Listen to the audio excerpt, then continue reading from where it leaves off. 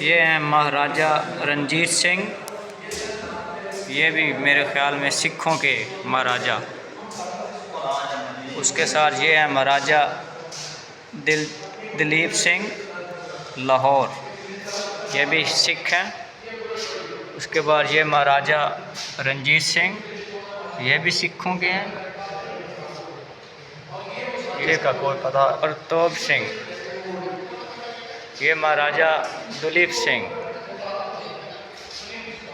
और ये काफ़ी ज़्यादा हैं, आप देख सकते हैं। उसके बाद एक लड़का रुमाल लगाए हुए, ये पता नहीं कौन।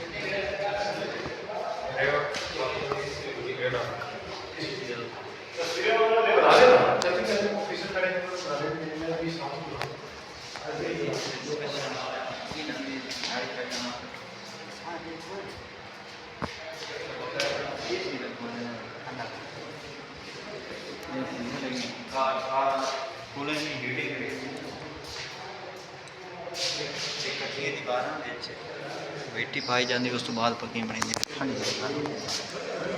डिटेल